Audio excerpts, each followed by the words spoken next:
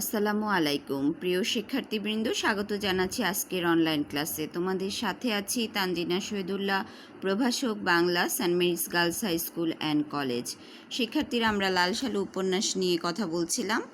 তো গতদিন আমরা উপন্যাসিকের পরিচয়, উপন্যাসের যে প্লট বা যে উপাদান লাগে সেটা নিয়ে আলোচনা করেছিলাম। তারপরে আমরা উপন্যাসের শ্রেণীবিভাগ নিয়ে আলোচনা করেছি। আজকের ক্লাসে আমি সরাসরি উপন্যাসে চলে যাব। তার আগে আবারও তোমাদের মনে করিয়ে দেই যে আমাদের উপন্যাস সরাসরি উপন্যাসে যাওয়ার আগে উপন্যাসের যে উদ্ভব, বাংলা উপন্যাসের উদ্ভব এবং আমাদের এই লাল সালু উপন্যাসটা সৈয়দ ওয়ালিউল্লাহর যে প্রকাশকাল, কত সালে প্রকাশিত হয়েছে এবং সেটা বিদেশি ভাষায় অনুদিত হয়েছিল, সেই জিনিসগুলো সম্পর্কে তোমাদের জানতে হবে। বইয়ে খুব সুন্দরভাবে দেওয়া আছে, আশা করি তোমরা রিডিং পড়েই সেটা বুঝতে পারবে। যদি না বুঝো অবশ্যই আমার কাছে কমেন্টে জানতে চাইবে। তো দেখো, আজকে আমি আবারও মনে করিয়ে দিই যে আমাদের এই উপন্যাসটা অনেক বড় উপন্যাস। সেটা হয়তো এই অনলাইন ক্লাসের মাধ্যমে পুরো রিডিং পড়ে শেষ করা খুব কষ্টসাধ্য হয়ে যাবে। তারপরেও দেখি পরিস্থিতি স্বাভাবিক হওয়া পর্যন্ত আমরা যতটুকু পারি আমরা শেষ করার করব। তাছাড়া তোমাদের কাছে আমার একটা অনুরোধ থাকবে যে এটা তোমরা বাসায় রিডিং পড়ে শেষ করে ফেলবে, যেখানে বুঝো না সেটা আন্ডারলাইন করে রাখবে এবং আমাকে কমেন্টে ওই সম্পর্কে জানতে চাইবে। তো শুরু করছি উপন্যাসটি। শস্যহীন জনবহুল এই অঞ্চলের বাসিন্দাদের বেরিয়ে পড়বার বেকুলতা ধোঁয়াটে আকাশকে পর্যন্ত যেন সদা সন্ত্রস্ত করে রাখে। ঘরে কিছু নেই, ভাগাভাগি, লুটালুটি আর স্থান বিশেষে খুনাখুনি করে সর্বপ্রচেষ্টার শেষ। দৃষ্টি বাইরের পানে, মস্ত নদীটির ওপারে, জেলার বাইরে, প্রদেশেরও হয়তো বা আরও দূরে। যারা নলি বানিয়ে ভেসে পড়ে তাদের দৃষ্টি দিগন্তে আটকায় না। জ্বালাময়ী আশা, ঘরে হাশূন্য মুখ, থোবড়ানো নিরাশা বলে তাতে মাত্র অতিরিক্ত প্রখরতা। দূরে তাকিয়ে যাদের চোখে আশা জ্বলে তাদের আর তর্স হয় না দিন মান ক্ষণের সবুর ফাঁসির সামিল, তাই তারা ছোটে। এই প্রথম প্যারা দিয়ে মেয়েরা দেখো বোঝানো হচ্ছে যে এখানে শস্যহীন জনবহুল, অর্থাৎ যেখানে খাবারের অভাব রয়েছে এবং খুব ঘনবসতি এলাকায়, এরকম একটা বর্ণনা আমরা পেতে যাচ্ছি, যে এলাকাটার বর্ণনার দিয়েছেন ঔপন্যাসিক। তারা ছোটে বলতে এখানে কাজের সন্ধানে ছোটে, যে মানুষের যখন অভাব থাকে তখন মানুষ আসলে তার খাদ্যের চাহিদা মেটানোর জন্য বিভিন্ন কাজের জন্য হন্যে হয়ে খোঁজে, সেটাই উপন্যাসিক প্রথম প্যারায় বোঝাতে চেয়েছেন। অন্য অঞ্চল থেকে গভীর রাতে যখন ঝিমধরা রেলগাড়ি সর্পিল গতিতে এসে পৌঁছায় এদেশে, তখন হঠাৎ আগাগোড়া তার দীর্ঘ দেহে ঝাঁকুনি লাগে। ঝনঝন করে ওঠে লোহালক্কর। রাতের অন্ধকারে লণ্ঠন জ্বালানো ঘুমন্ত কত স্টেশন পেরিয়ে এসে এইখানে নিদ্রাচ্ছন্ন ট্রেনটির সমস্ত চেতনা জেগে সজারু কাটা হয়ে ওঠে। তাছাড়া এদের বহির্মুখ উন্মত্ততা আগুনের হলকার মতো পুড়িয়ে দেয় দেহ। রেলগাড়ির খুপড়িগুলো থেকে আচমকা জেগে ওঠা যাত্রীরা কেউ বা ভয় পেয়ে, কেউ বা অপরিসীম কৌতূহলে মুখ বাড়ায়, দেখে আবছা অন্ধকারে ছোটাছুটি করতে থাকা লোকদের। কোথায় যাবে তারা? কিসের এত উন্মত্ততা, কিসের এত অধীরতা? এ লাইনে যারা নতুন তারা চেয়ে চেয়ে দেখে, কিন্তু এরা ছোটে আর চিৎকার করে। গাড়ির এ মাথা থেকে ও মাথা, এতগুলো খুপড়ির মধ্যে কোনটাতে চড়লে কপাল ফাটবে তাই যেন খুঁজে দেখে। ইতিমধ্যে আত্মীয় স্বজন, যান পাছানের লোক হারিয়ে যায়। কারো জামা ছেড়ে, কারো টুপিটা অন্যের পায়ের তলায় দুমড়ে যায়, কারো বা আসল জিনিসটা অর্থাৎ বদনাটা না হলে বিদেশে এক পা চলে না, কি করে আলগোছে হারিয়ে যায়। হারাবে না কেন, দেহটা গেলেই হয়, এমন একটা মনোভাব নিয়ে ছুটোছুটি করলে হারাবেই তো। অনেকের অনেক সময় গলায় ঝোলানো তাবিজের থোকাটা ছাড়া দেহ বিন্দুমাত্র বস্ত্র থাকে না শেষ পর্যন্ত। তারা অবশ্য বয়সে ছোকরা, বয়স হলে এরা আর কিছু না হোক শক্ত করে গিরেটা দিতে শেখে। দেখো মেয়েরা, এই প্যারায় বোঝানো হচ্ছে, আমরা তো বুঝতেই পারছি যে একটা অভাবগ্রস্ত এলাকার বর্ণনা উপন্যাসিক আমাদের সামনে তুলে ধরেছেন।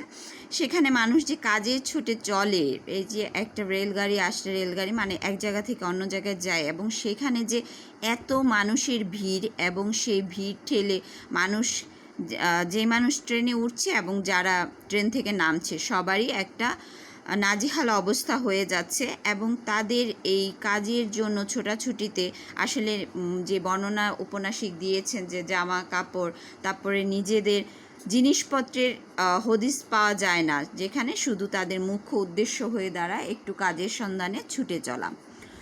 অজগরের মতো দীর্ঘ রেলগাড়ির কিন্তু ধৈর্যের সীমা নেই। তার দেহ ঝনঝন করে লোহা লক্করের ঝংকারে উত্তাপ লাগা দেহ কেঁপে কেঁপে উঠে, কিন্তু হঠাৎ উঠে ছুটে পালায় না। দেহচ্যুত হয়ে অদূরা স্পষ্ট আলো ইঞ্জিনটা পানি খায় ঠিক মানুষের মতোই, আর অপেক্ষা করে ধৈর্যের কাঁটা নড়ে না। কেনই বা নড়বে? নিশুতি রাতে যে দেশে এসে পৌঁছেছে সে দেশে এখন অন্ধকারে ঢাকা থাকলেও সে জানে যে তাতে শস্য নেই। বিরান মাঠ, সরভাঙা পার আর বন্যা ভাসানো ক্ষেত, নদীগহ্বরে জমি কম নেই। সত্যি শস্য নেই, যা আছে তার যৎ সামান্য। শস্যের চেয়ে টুপি বেশি, ধর্মের আগাছা বেশি। এই লাইনটা দাগিয়ে রাখবে। আমাদের গুরুত্বপূর্ণ অনুধাবনা আসে যে শস্যের চেয়ে টুপি বেশি, ধর্মের আগাছা বেশি, অর্থাৎ মানুষের খাদ্যের তুলনায় জনসংখ্যা বেশি এবং যেটা ধর্মের মূল যে ধর্ম পালন করা সেটা থেকে আসলে ধর্মের যে দোহাই দিয়ে ধর্মকে অবলম্বন করে যে ধর্ম একটা ব্যবসা সেটা চলে। অর্থাৎ আগাছা যেরকম গাছের কোনো কাজে আসে না, গাছ থেকে আগাছা বেছে ফেলে দিতে হয়, তেমনি ধর্মের এই আগাছাগুলোই বেশি, মানে অকেজু বা অকর্মা যে ধার্মিক লোক আছে তারাই বেশি। ভোরবেলায় এত মক্তবে আর্তনাদ উঠে যে মনে হয় এটা খোদাতালার বিশেষ দেশ। ন্যাংটা ছেলেও আমসি পরে গলা ফাটিয়ে মৌলবীর বয়স্ক গলাকে ডুবিয়ে সমস্বরে চেঁচিয়ে পড়ে। গোফ উঠতে না উঠতেই কোরআন হাফিজ করা সারা, সঙ্গে সঙ্গে মুখেও যেমন কেমন একটা ভাব জাগে। হাফিজ তারা, বেহেস্তে তাদের স্থান নির্দিষ্ট। অর্থাৎ এটা আমরা জানি যে ইসলাম ধর্মে যারা আছি যে কোরআনে হাফেজ তাদের একটা অবশ্যই অন্য ধরনের গুরুত্ব রয়েছে। তো এখানে আসলে যেহেতু বলছে এটা একটু ব্যবহারটা এইভাবে হয়েছে যে বয়স হওয়ার আগেই যারা কোরআনে হাফেজ হয়ে যাচ্ছে অবশ্যই তাদের মধ্যে সেই ভাবগাম্ভীর্য কম দেখা যায়। কিন্তু দেশটা কেমন মরার দেশ, শস্য শূন্য। শস্য যা বা হয় তা জনবহুলতার তুলনায় যৎ সামান্য, সেই হচ্ছে মুশকিল। এবং তাই খোদার পথে ঘনিষ্ঠ হয়ে আসার চেতনায় যেমন একটা বিশিষ্ট ভাব ফুটে ওঠে, তেমনি খেয়ে পেয়ে চোখে আবার কেমন একটা ভাব জাগে। শীর্ণ দেহ নরম হয়ে ওঠে, আর স্বাভাবিক সরু গলা কেরাতের সময় মধু ছড়ালেও এদিকে দীনতায় আর অসহায়তায় ক্ষীণতর হয়ে ওঠে। তাতে দিনকে দিন ব্যথা বেদনা আঁকিবুকি কাটে। শীর্ণ চিবুকের আশেপাশে যে কটা ফিকে দাড়ি অসংযত দৌর্বল্যে ঝুলে থাকে, এখানে আর কি বর্ণনা দেওয়া হচ্ছে যে যেহেতু অভাবগ্রস্ত গ্রাম, সেখানে আসলে ধর্মের এইটা মানুষ কতটা মন থেকে পালন করে সেটাই ভাবার বিষয়। তাতে মাহাত্ম্যে ফোটাতে চায়, কিন্তু ক্ষুধার্ত চোখের তলে চামড়াটে চোয়ালের দীনতা ঘুচে না। কেউ কেউ আরও আশা নিয়ে আলিয়া মাদ্রাসায় পড়ে, বিদেশে গিয়ে পোকায় খাওয়া মস্ত মস্ত কেতাব খতম করে, কিন্তু কেতাবে যে বিদ্যে লেখা তা কোনো এক বিগত যুগে চড়ায় পড়ে আটকে গেছে। চড়া কেটে সে বিদ্যেকে এত যুগ অতিক্রম করিয়ে বর্তমান স্রোতের সঙ্গে মিশিয়ে দেবে এমন লোক আবার নেই।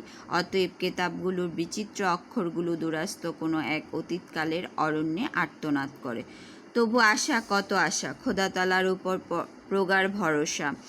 দিন যায় অন্য এক রঙিন কল্পনায়, কিন্তু ক্ষুধার্ত চোখ বৈরী ভাবাপন্ন ব্যক্তি সুখ উদাসীন দুনিয়ার পানে চেয়ে চেয়ে আরক হয়ে আসে। খোদার এলেমে বুক ভরে না, তলায় পেট শূন্য বলে। এই লাইনটাও দাগিয়ে রাখো, এটা আমাদের অনুধাবনে আসে। খোদার এলেমে বুক ভরে না, তলায় পেট শূন্য বলে মানে যে বোঝানো হচ্ছে যে এখানে ক্ষুধা থাকলে পেটে আসলে এত ধর্মকর্ম এগুলো মানুষের মন থেকে আসে না।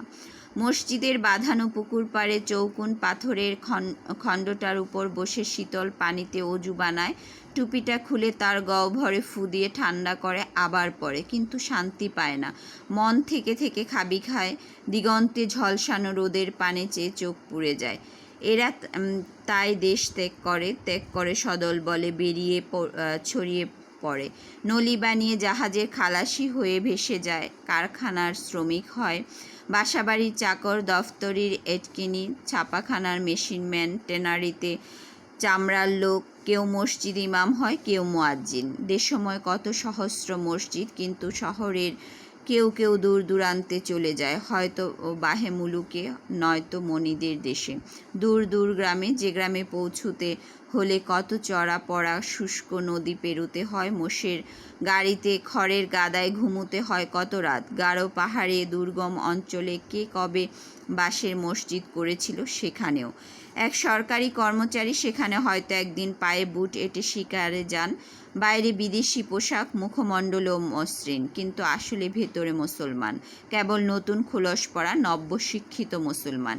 সে এই দুর্গম অঞ্চলে মিহি কণ্ঠের আজান শুনে চমকে ওঠে, সঙ্গে সঙ্গে তার শিকারের আশাও কিছু দমে যায়। পরে মৌলবীর সঙ্গে সাক্ষাৎ হয়। আত্মীয় স্বজন ছেড়ে বনবাসে দিন কাটানোর ফলে লোকটার চোখে মুখে নিঃসঙ্গতার বর্ণ শূন্যতা। এই পর্যন্ত মেয়ের আজকে থাক, তারপরে যে তাদের কী কথোপকথন হয়েছে আমরা পরবর্তী ক্লাসে জানব। তো সবাইকে ধন্যবাদ জানিয়ে আজকের ক্লাসটি শেষ করছি।